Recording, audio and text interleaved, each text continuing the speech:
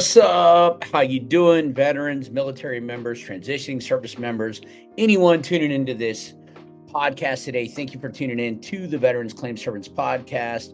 I'm super stoked to be with you. We are veterans serving veterans, and we just want to provide you with the information and resources that you need so that you can get the benefits, resources, and educate in the education that you need to be in the best position to win your claim or get the benefits that you deserve.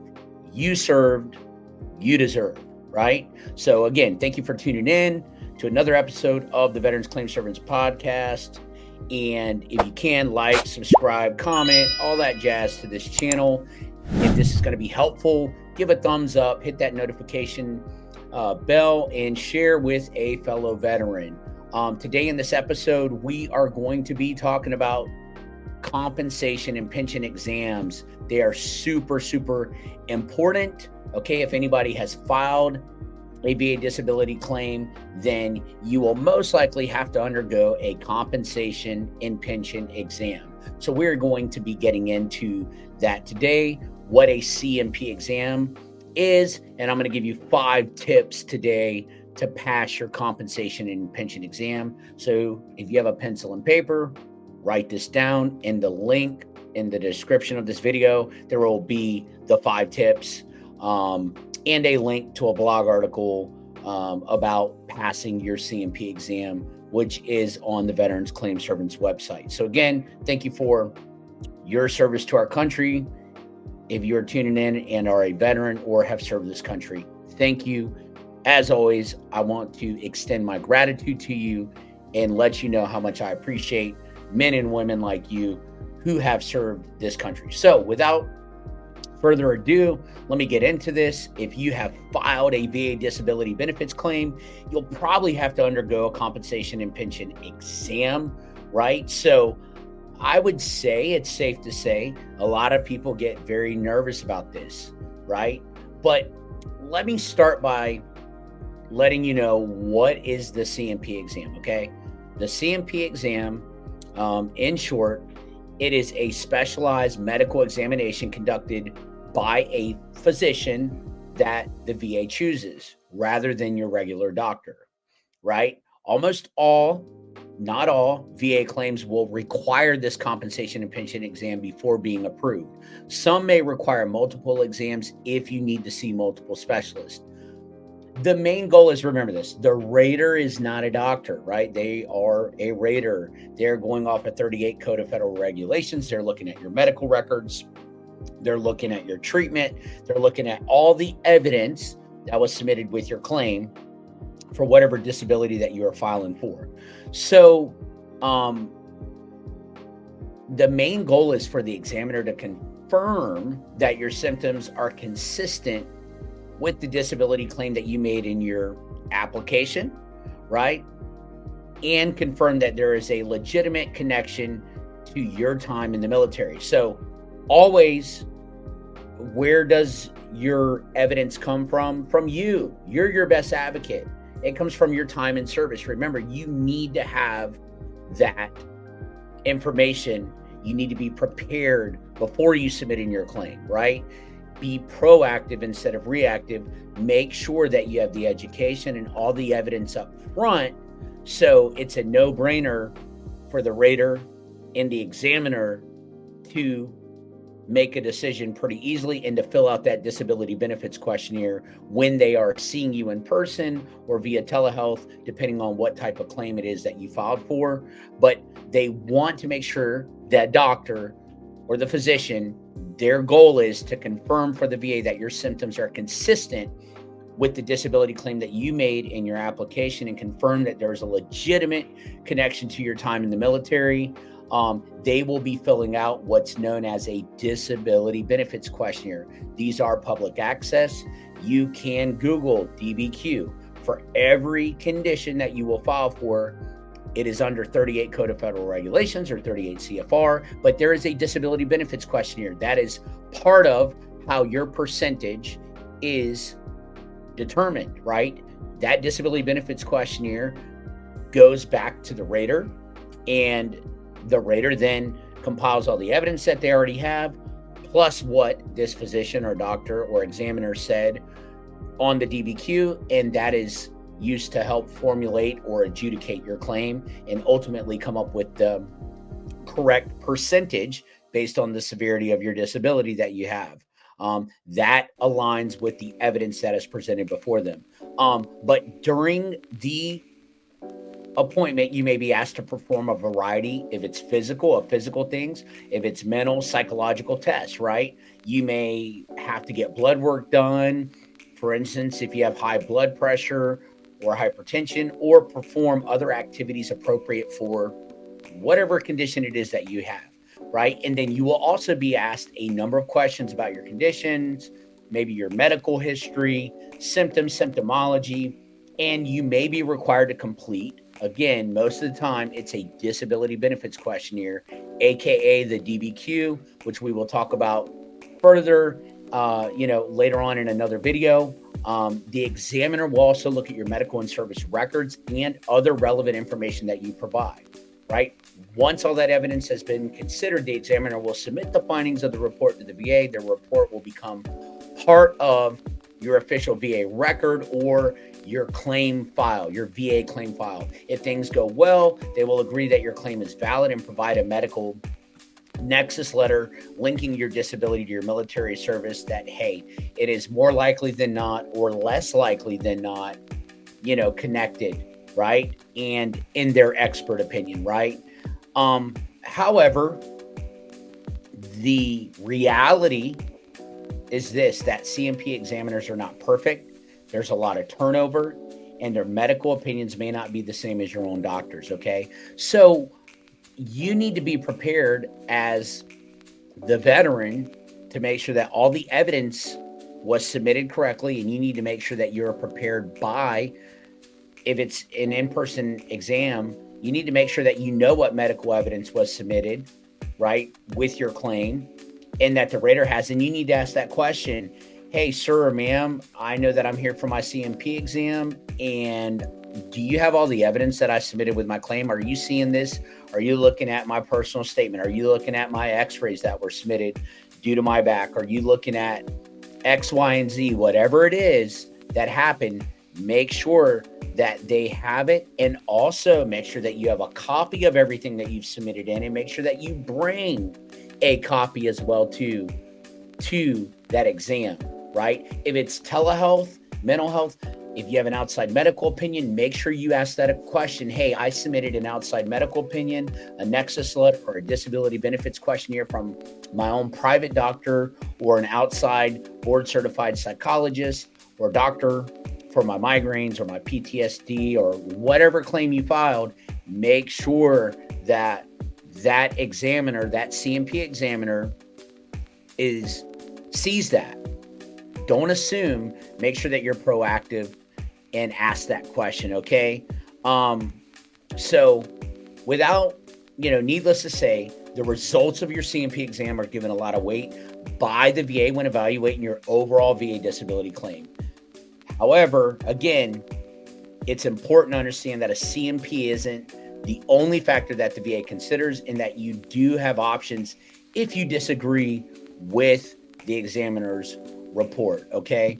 So I'm going to get in here and talk to you about 5 suggestions, right, to pass your VA C&P exam, okay? Now, it's important. The VA contracts Veterans Evaluation Services, so VES, QTC, right, or Optum, formerly known as LHI. Those 3 companies administer the C&P exams. So they find providers in your area that are qualified physicians or doctors that are board certified to make decisions and fill out disability benefits questionnaires before the Department of Veterans Affairs, and they fill out those disability benefits questionnaires. Okay, so let me talk to you about this. Number 1, I'm going to give you 5 tips to pass your C&P exam if you're getting ready to go to your C&P exam. Again, always make sure you know what is in your file, okay? Make sure that you are aware, and make sure that you are on top of all the evidence that was submitted, and you should, because veteran, it is your claim, okay? So number one, right? Know what is in your active duty military records, right? Your VA, so your My Healthy Vet, and any private medical records if you're a guard or reserve or you've been out, right? Remember, if you have time, if you got out in 2000 and it's 2024, make sure that if you're filing for your back and you've got a lot of time in between, make sure that you have up-to-date continuity of care records in your claim file. Make sure that you're up to date on your diagnosis, because it is based off of your occupational and social impairment that the VA determines your ratings. Not that you had a combat action badge, not what happened 20 years ago. That, that's the beginning puzzle piece, right? That if you were in 2000 and you hurt your back in 2000, or you saw a psychologist in 2000, that is your beginning puzzle piece, as I like to call it. That establishes your link. But if you got an enemy called time, you got 24 years of time in between you, right? To date, as of 2024, in the making of this video, then you need continuity of care. You need up to date. Hey, I've been seeing a psychologist. I've been getting treated. I'm still having problems with my PTSD, or here's up to date X-rays, MRIs, up to date diagnosis from my current doctor. Make sure that you include every piece of evidence, veterans, every piece of evidence that you can. You are your best advocate. I will always say that. You are your best advocate. So know what's in your military, VA, and private medical records. Number two, right? Do not come in a suit and tie, right? Doing backflips and cartwheels. Don't do that. I'm not saying to lie, but do not minimize anything. Do not describe your best day. If you go in and let that examiner know that you're all good and all is fine with the world, and give them high fives and handshakes and hugs and everything else, then you're going to be screwed. So don't do that. Make sure that you do not lie, but make sure that you do not minimize at all, right? If your back out of a 30-day period is killing you some days and you can't get out of bed and you're missing work and it's impacting you occupationally, or you're having issues in your relationship and it is ticking you off and you are acting crazy to your kids and wife and snapping and irritable, and you can't get out of bed and you're having a hard time providing, make sure that you articulate that, hey, out of a 30-day period, I have 4 days pretty consistently that I am not even getting up out of bed, so do not describe your best day. Okay. That's number two, right? Number three, right? Explain how your disabilities are limiting your life, right? Your overall quality of life, your social functioning. Hey, I can't go out into crowds. I can't go to baseball games, football games, and I love sports. I can't get, I can't be around fireworks, and my kids absolutely love fireworks. And also, how are your disabilities limiting your work? Remember, occupationally and socially, this is replacement income, because if you can't work or hold a job, right, and then your occupation is very much impacted, right, of what you can and cannot do, because you are limited by whatever those service-connected disabilities are that you may have. Okay, that's number three, right? Number four, be truthful. Know your true story absolutely, completely, right? And you need to know what happened to you while you were in service, right? Or the events that happened to you, right? Don't assume, know that those things happened, right?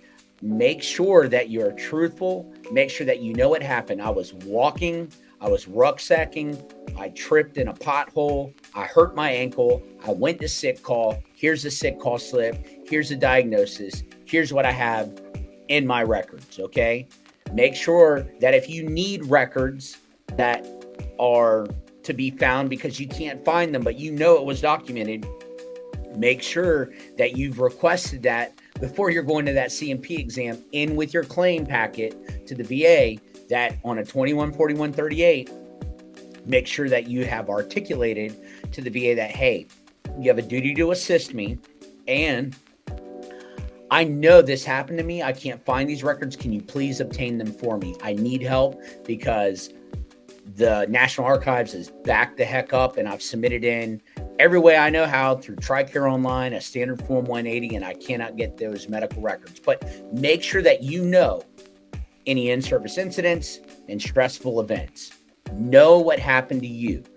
No one knows better what happened to themselves than you, okay? And number 5, give the examiner, be organized, be prepared, a detailed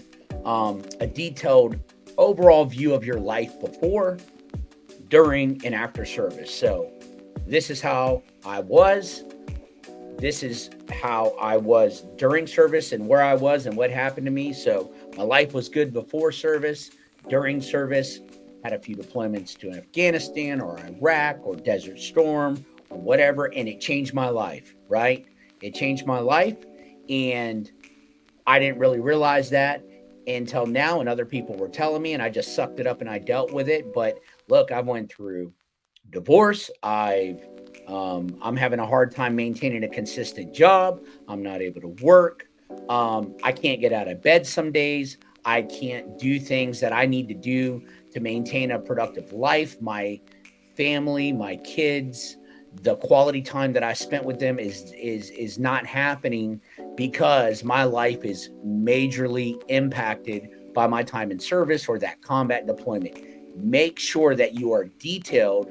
Make sure that you're to the point. Make sure that you are respectful, and make sure that you know your life before, during, and after that C&P exam. So in another video, I'm going to give you 5 more tips for passing and acing that C&P exam. But those are 5 right there. Know what's in your record. You are your best advocate. Know what's in your military C file or STRs, your VA file, and civilian records or private medical records if you have them, right? Do not show up with stinking lollipops and candy and high fives and and handshakes. And I'm not saying to be mean, but do not show up in a suit and tie describing your best day, okay? Don't do that, right? Explain how your disabilities, number 3, are limiting your work life and social functioning. Be true, right? Be accurate. Don't lie, but don't minimize. I will be explaining that in another video as well too, about not lying. That is not here what we are here for, but do not minimize. Do not sell yourself short. You are your best advocate, and make sure that you, number 5, know the details of your life before, during, and after that whatever condition you're filing for has had an impact in your life and how it's impacted your life, okay? And always remember, how do you prove service connection? In-service treatment, stressor, evidence, right? What is in your active duty evidence, right? And was it clinically diagnosed? If you have a lot of time in between, make sure that you have continuity of care, continuation of care, medical records, right? Evidence, evidence, evidence, evidence. Make sure that you take care of yourself.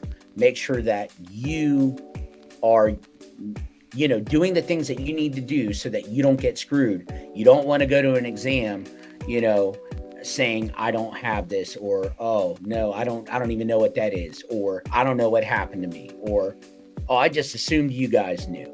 No. Take responsibility, be proactive. If you have any questions, you can reach out to info@veteransclaimservice.com, or put some comments in this video, below. And if this has helped you out today, I don't want to be too long-winded. I just want to make sure that you know that you are cared about, that you get the help and the resources and the education that you need, because veterans, military members, Anyone who has served, you serve and you deserve. And I want you to know that. And you matter. You matter to me, right? And you are an important part of this country. So don't ever forget that. But you are your best advocate. I want to thank you for your service. Again, like, subscribe, comment, share this channel to someone who can, use the help, right? And if you need anything, email me, whatever. It's fine. I'll do my best to get back to your questions. We'll be doing some live Q&As and things like that.